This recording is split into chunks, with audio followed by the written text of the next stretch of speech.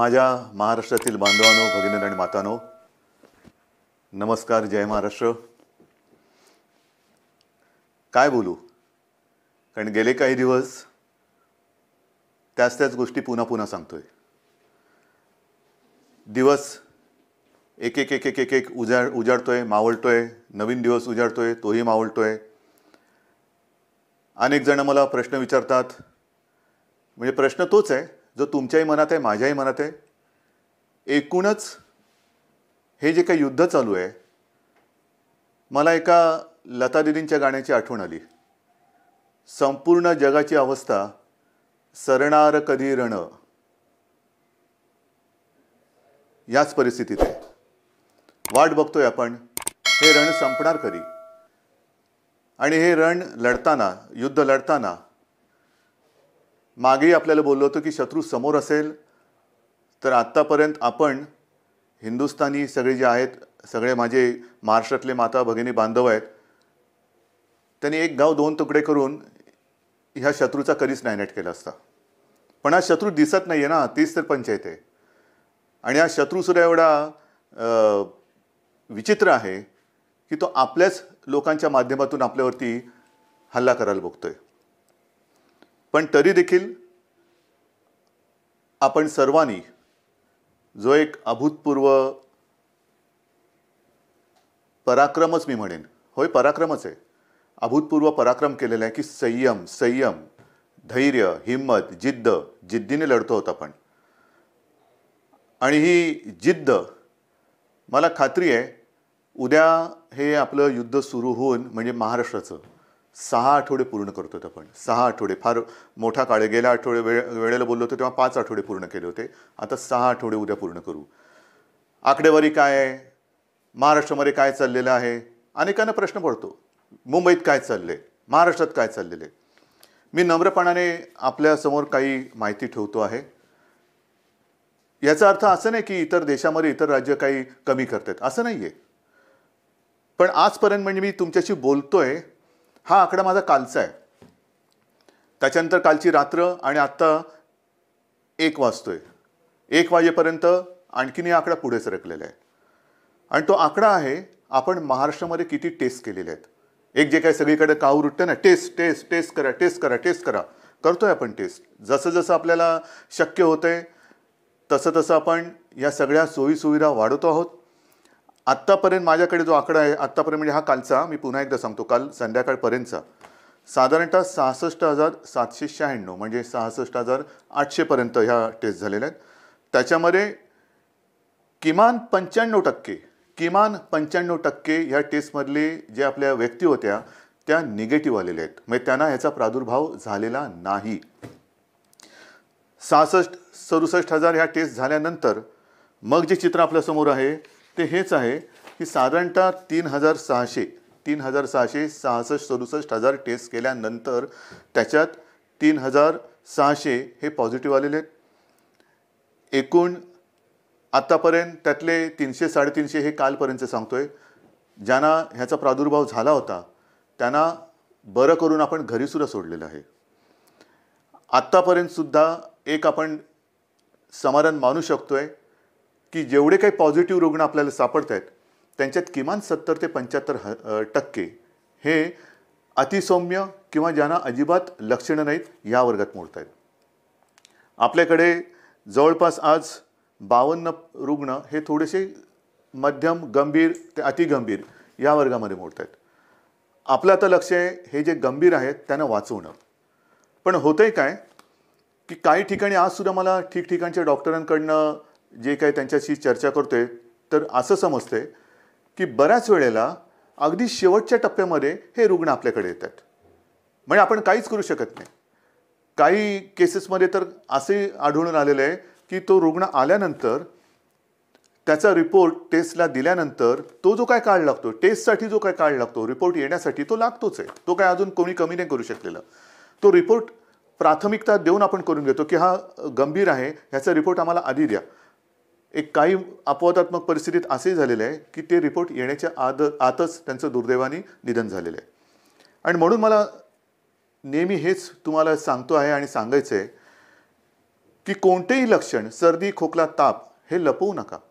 घरच्या घरी उपचार करू नका. आपण याची विभागणी केलेली आहे, ज्याला आपण फीवर क्लिनिक म्हणतो. सर्दी, खोकला, ताप यांच्यासाठी दवाखाने पण सुरू केलेले आहेत. ज्यांना ज्यांना ही लक्षणं आढळतील, ही अशी काही ज्याला म्हणतो ना की नुसतं संसर्ग म्हणजे हात लावला तरी झाला असं नाही आहे. जर मास्क लावला, थोडं अंतर ठेवलं तर हे प्रादुर्भाव याचा टाळता येतो. पण आपल्यापासून आपल्याला हे लक्षणं दिसत असतील तर लोक वालीत टाकतील का? अशा अशा संस्कृतीचा महाराष्ट्र नाही आहे. एकमेकाला मदत करणारी आपली संस्कृती आहे. आणि म्हणून मी पुन्हा आपल्याला विनंती करतोय की जर का कोणाला अशी लक्षणं आढळली, स्वतःमध्ये अशी लक्षणं वाटली, तर न घाबरता, न पळता, घरच्या घरी न राहता तुम्ही ह्या दवाखान्यात या. जेवढं लवकर आपण याल तेवढं लवकर आपल्यावरती इलाज होईल. आणि मी गेल्या वेळेला सांगितलं होतं की करोना झाला म्हणजे संपलं, असं नाही.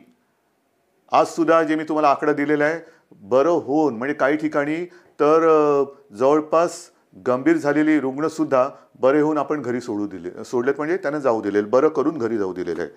तर असंही आहे, अगदी 6 महिन्याच्या बाळापासून 83, 84, 85 वयाच्या आजीपर्यंत रुग्ण हे बरे झालेले आहेत, बरे होत आहेत.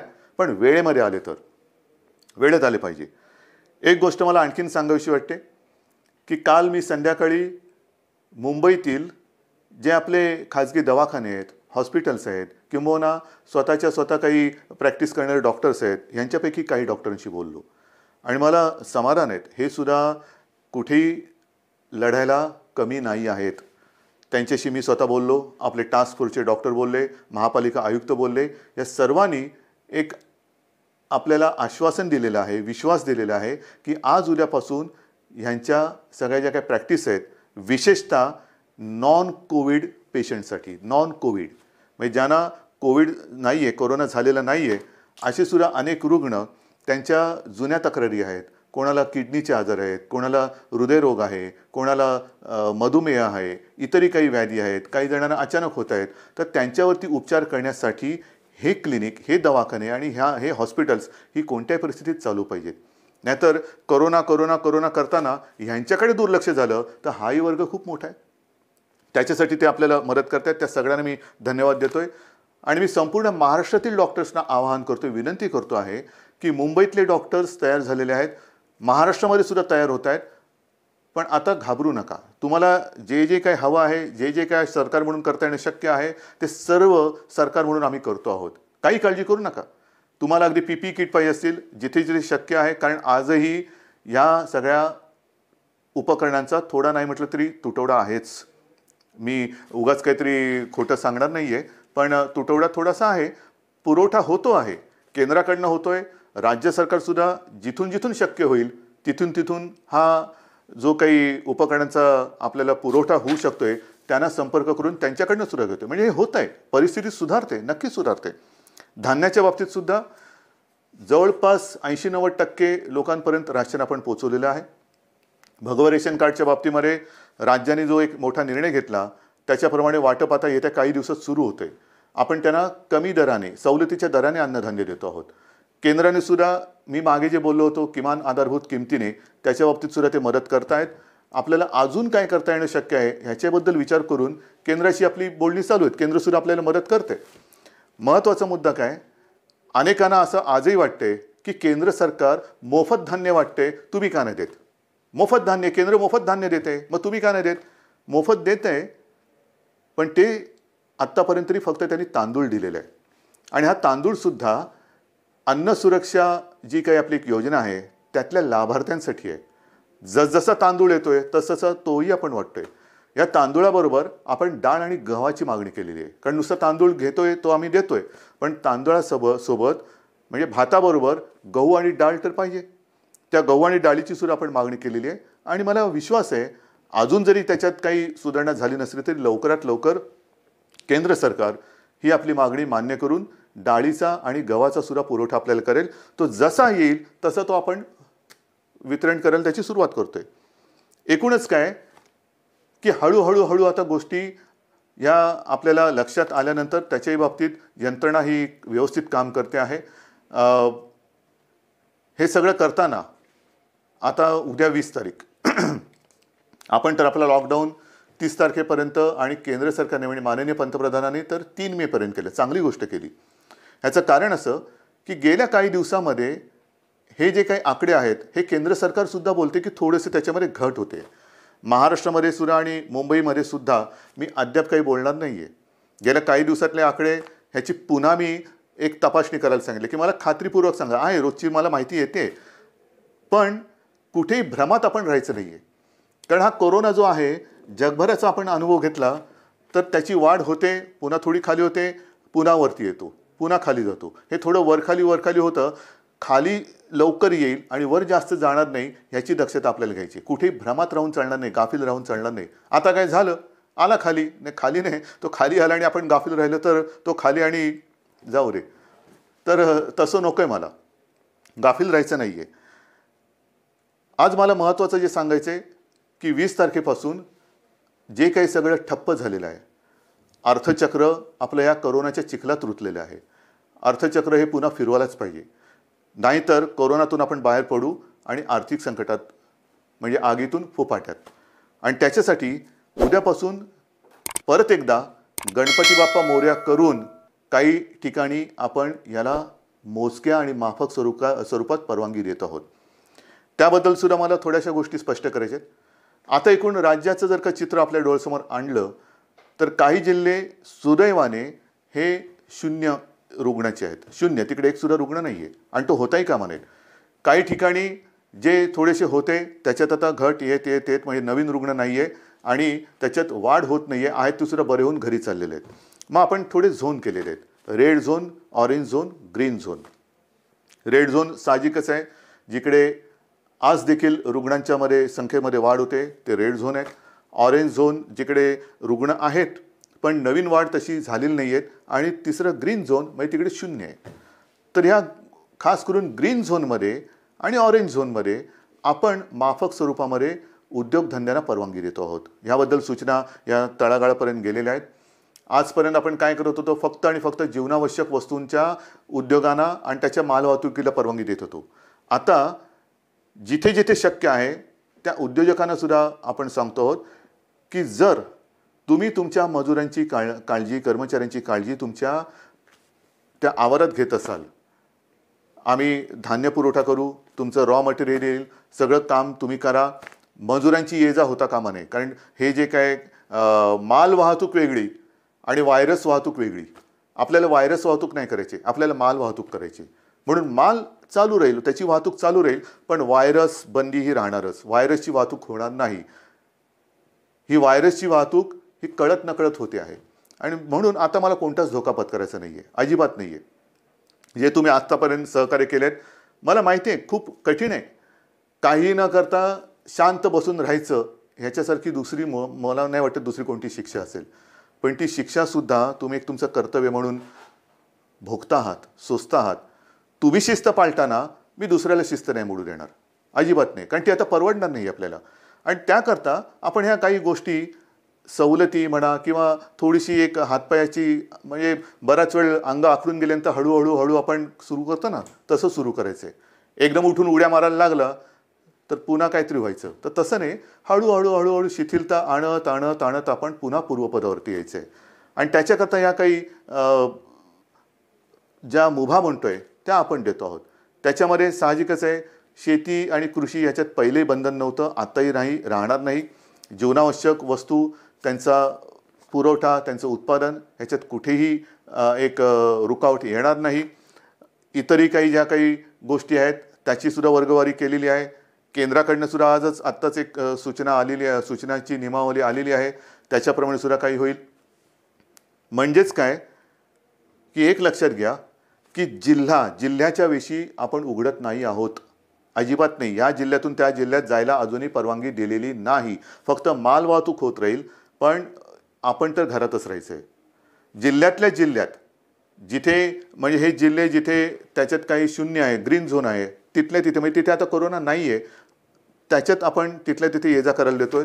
दुसऱ्या जिल्ह्यात त्या जिल्ह्यात देतोय. पण ह्या जिल्ह्यातली माणसं त्या जिल्ह्यातली माणसं ह्या जिल्ह्यात हे आता तरी आपण होऊ देत नाही आहे. किमान 3 मे पर्यंत तरी ही बंधन आपल्याला पाळायचे. आणि हे करताना मला साहजिक आहे की काही जणांच्या मनासारखं होतं आहे, ते आपल्याला आशीर्वाद देत आहेत, माझं कौतुक करतायत, उद्धवजी चांगलं काम करतायत. काही जणांच्या मनासारखं होत नाही आहे, साहजिकच आहे, ते माझ्यावरती थोडेसे रागावले असतील. खास करून मी माझ्या पत्रकार बांधवांना सांगतोय, पत्रकार बांधव, कारण काल आपण एक नियम सगळ्यांना सांगितलं की वृत्तपत्रांवरती बंदी नाही आहे, अजिबात नाही आहे. वृत्तपत्र ही जसं आपण पेपर स्टॉल म्हणतो तिथे उपलब्ध करायला काही हरकत नाही आहे, पण खास करून मुंबई पुणे जिथे रेड झोन आहे तिथे मात्र घरोघरी वृत्तपत्र आज तरी टाकू देणं हे मला योग्य वाटत नाही आहे. मला कोणाशी वाद नाही करायचा की याने काय होतं त्याने काय होतं, नाही. कदाचित माझी भीती अनाठही असेल, भीती अयोग्य असेल, मला कोणी वाईट म्हणतील म्हणू देत. मी महाराष्ट्रासाठी वाईटपणा घ्यायला तयार आहे, जरूर तयार आहे. जर माझ्या महाराष्ट्राचं भलं होणार असेल आणि त्याच्यासाठी मी वाईट ठरत असेल तर मी वाईटपणा घ्यायला तयार आहे. अत्यंत नम्रपणाने, जसं तुम्ही माझं कौतुक करता तसंच हा वाईटपणासुद्धा मी स्वीकारायला तयार आहे. पण कृपा करून आत्ता ह्या आणीबाणी म्हणजे हे आरोग्यविषयक आणीबाणी असताना त्याच्यात मला कोणताही धोका घ्यायचा नाही आहे. अयोग्य योग्य हे उद्या कळेल, पण समजा कुठे काही फटकन काही घडलं तर मला आता मुंबई पुणे आणि इतर कुठे काय असेल तिथे हे कोणत्याही परिस्थितीत संकट संपवायचं आहे. आणि म्हणून मी आपल्याला सगळ्यांना सांगतो की आजपर्यंत जसं तुम्ही मला सहकार्य केलं तसंच सहकार्य हे मला नाही, आपण आपल्याला स्वतःला सहकार्य करतोय. याचं कारण आज तरी ह्या रोगावरती औषध आलेलं नाही, कोणती लस आलेली नाहीत, प्रयोग सुरू आहेत. पण असं ठामपणे कोणी सांगत नाही हे औषध घ्या म्हणजे पी हळद आणि हो गोरी, असं काही नाही आहे. अजूनही असं सापडलेलं नाही आहे. ते सापडेल तेव्हा हे सगळीकडे होईल, मग ही भीती कमी होईल. पण आत्ता तरी याच्यापासून लांब राहणं हे एवढाच हा एकच उपाय आपल्याकडे आहे. आणि त्याकरता मी पुन्हा एकदा आपल्याला सगळ्यांना सांगतोय की एकतर जरी ही थोडीशी मुभा आपण सर्वांना देत असलो तरी नागरिकांना कृपा करून विनंती आहे की आपण मात्र घराबाहेर पडायचं नाही आहे. अत्यंत आवश्यक असेल तेवढ्यापुरतंच घराबाहेर पडा. पडताना घरगुती मास्क असेल तो वापरा. आल्यानंतर म्हणजे काही ठिकाणी अँटी कोरोना पोलीस, मला समाधान वाटलं की काही ठिकाणी सुरुवात झाली. अगदी पोलीस अधिकाऱ्यांच्या घरात सुद्धा अँटी कोरोना पोलीस आलेले आहेत. मी काल ऑनलाईन बातमी बघताना आपल्या विश्वास नांगरे पाटलांना त्यांच्या घरात जाताना त्यांच्या अँटी करप्शन पोलीसने अडवलेले आहे की बाबा थांबा, बाहेर फोन तुमचा सॅनिटाईज करा, हात धुवा, आत आल्यानंतर पहिला आंघोळीला जा. हे फार महत्त्वाचं आहे. अँटी कोरोना पोलीस म्हणजे घरातल्या घरात आपण काळजी घेणं गरज आहे. आपल्या मातापित्यांची काळजी घेणं, विशेषतः ज्यांना हे काही विकार असतील, डायबिटीज असेल, हृदयविकार असेल, इतरही काही मधुमेह असेल, ते वेळच्या वेळेला औषध घेतात की नाही आणि त्यांची ही सगळी जी लेवल आहे, हे जे काही विकार आहेत ते मर्यादेच्या आत राहतात की नाही हे बघणं हे आपल्या घरातल्या सगळ्यांचं कर्तव्य आहे. काही ठिकाणी मला अशी मेसेज येत आहेत की लहान मुलं आपल्या वाढदिवसाचे पैसे, आपल्या खेळण्यासाठी साठवलेले पैसे, कोणी सायकलसाठी साठवलेले पैसे हे मुख्यमंत्री सहायता निधीला देत आहेत. काय बोलायचं या मुलांना? कौतुक तर केलंच पाहिजे, आशीर्वाद तर दिलेच पाहिजे, पण मी ह्या बाळगोपाळांना सांगतो की तुम्ही काळजी करू नका. अहो आम्ही आहोत. ही माझ्यासोबतची जी पिढी आहे ती समर्थ आहे आणि हे सगळं युद्ध चाललं आहे हे तुमच्या भवितव्यासाठीच चाललेलं आहे. मला कल्पना आहे की पैसा करून ती एक गंमत असते, पैसा साठवणं आणि त्या साठवलेल्या पैशातून स्वतःसाठी या काही गोष्टी करणं. म्हणजे अनेक ठिकाणी घरात ह्या गोष्टी अशा आहेत की हट्ट नाही करायचा. आपल्या खाऊचा पैसा असेल, वाढदिवसाचा पैसा असेल, हा साठवत ते करायचं. तुम्ही नका करू. आम्ही आहोत, आपण खंबीर आहोत, सरकार खंबीर आहे, ही पिढी खंबीर आहे. आजसुद्धा मुख्यमंत्री सहायता निधीला मदत येते. CSR फंड मग तिकडे चालतो इकडे चालत नाही, मला तर त्या राजकारणात जायचंच नाही आहे. पण CSR फंडासाठी सुद्धा आपण एक वेगळा निधी त्याचा अकाउंट सुरू केलेला आहे. ज्यांना CSR म्हणून द्यायचं आहे मुख्यमंत्री सहायता निधीला, त्यांना CSRसाठी एक वेगळा अकाउंट आपण उघडून दिलेलं आहे. या सगळ्या गोष्टी करतो. आणि त्याचबरोबरीने घरामध्ये राहून थोडीशी एक अस्वस्थता येते, बेचैनी येते, काय करायचं कळत नाही, मग कोणाला विचारायचं, घरी कोण आहे. 2 गोष्टी आपण सुरू केलेल्या आहेत. एक तर खरं म्हणजे महाराष्ट्रामध्ये याची गरज नाही आहे, कारण महाराष्ट्र आपला हा सुसंस्कृत आहे. पण ज्या बातम्या येतात जगभरातून की घराघरामध्ये महिलांवरती अत्याचार किंवा हिंसाचार ह्या गोष्टी वाढत आहेत. महाराष्ट्रात असं होणार नाही. एक सुद्धा केस अशी होता कामा नये, अजिबात होता कामा नये. पण तरी देखील महिलांना मी विनंती करतोय की समजा दुर्दैवाने कुठे असा आपल्याला अनुभव आला तर 100 नंबर हा आपल्या मदतीसाठी आपण केलेला आहे. कुठे अशी जर का तुम्हाला वाटली की इकडे आपल्यावरती अन्याय होतो किंवा थोडंसं होते, मानसिक स्थिती थोडीशी इकडे तिकडे होते, पण तिच्यासाठी ती सांभाळण्यासाठी आणि महिलांना रक्षण देण्यासाठी एक 100 नंबर हा आपण त्या सेवेसाठी देतो आहोत. दुर्दैवाने जर का अशी कुठे घटना घडत असेल तर 100 या नंबरवरती माझ्या माता भगिनींनी फोन करावा. तत्काळ आपलं महाराष्ट्र सरकार आपला भाऊ म्हणून आपल्यासोबत आपल्या मदतीसाठी धावून आल्याशिवाय राहणार नाही. आणि हे सांगत असताना मी आणखीन 2 नंबर आपल्याला सांगतोय, कारण इतके दिवस घरी राहिल्यानंतर मन अशांत होणार, मनात बेचैनी वाढणार, एकटेपण वाटणार, काय करावं कळत नाही आहे, थोडंसं वैफल्य वाटणार. मग काय करायचं? तर त्याच्यासाठी सरकारने 2 नंबर आपल्यासाठी दिलेले आहेत. घेता लिहून? कागद पेन आहे हातामध्ये? ठीक आहे, बघा पटकन.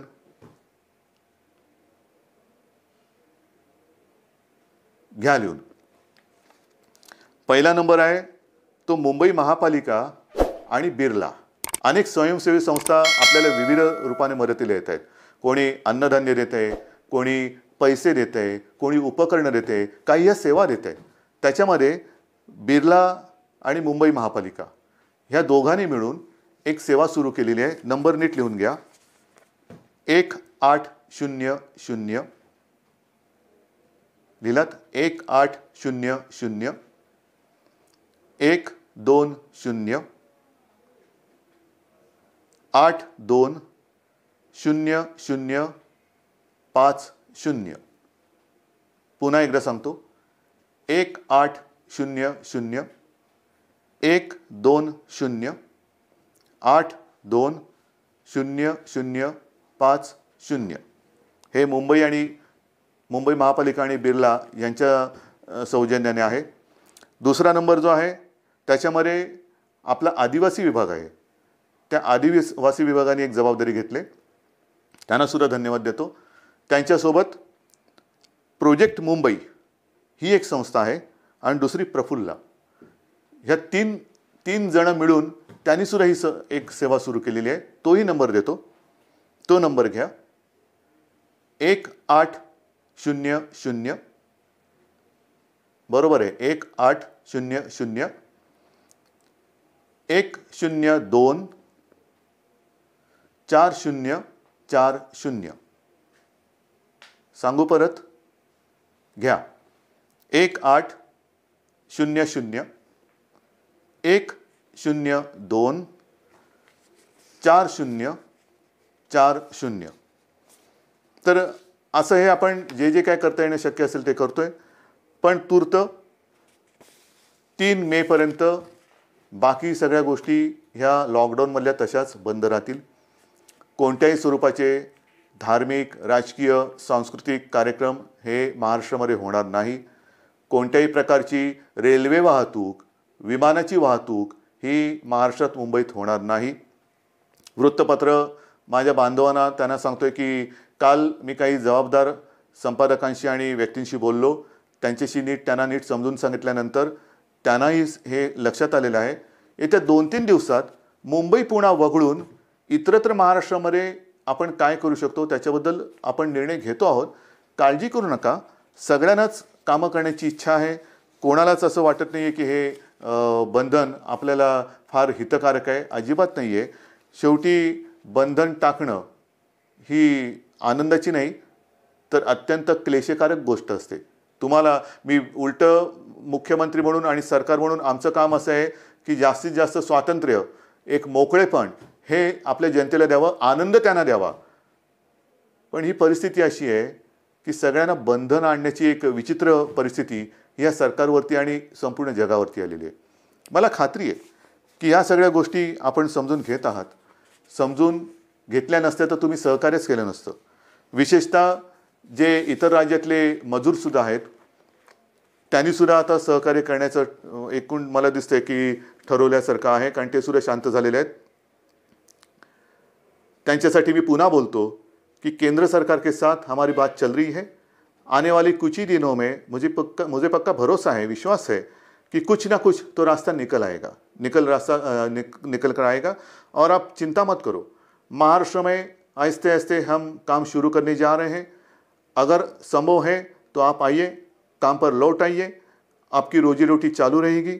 और जिस दिन ये माहौल है ये ख़त्म हो जाएगा, मैं आपको वचन देता हूँ कि आपके घर तक महाराष्ट्र सरकार आपको पहुँचाएंगी. लेकिन हम चाहते हैं कि आप जब भी घर जाएंगे पूरा परिवार आपका वहाँ होगा, आप यहाँ हैं. ये अच्छी बात नहीं है, मैं भी मानता हूँ, समझता हूँ. लेकिन जब भी आप घर लौटेंगे एक खुशी खुशी जाओ, डर कर नहीं जाना. वो भी डरे हुए हैं, आप भी डरे हुए हैं. आप उनको बता दीजिए हमारे महाराष्ट्र में हम हैं, महाराष्ट्र की सरकार हमारा अच्छा ख्याल रख रही है. आप हमारी चिंता ना करें, आपकी भी चिंता वहाँ की सरकार आपका ख्याल रख रही है, तो आप भी चिंता ना करें. लेकिन सब संभल कर रहिए. ये दिन कुछ ही दिनों का सवाल है, ये भी दिन निकल जाएंगे और फिर से मुझे पक्का भरोसा है खुशी की दिन लौट आएंगे. और इन शब्दों के साथ सबको मैं आभार व्यक्त करता हूँ, धन्यवाद देता हूँ. सगळ्यांना जय हिंद, जय महाराष्ट्र. लढायचंच आणि जिंकायचंच.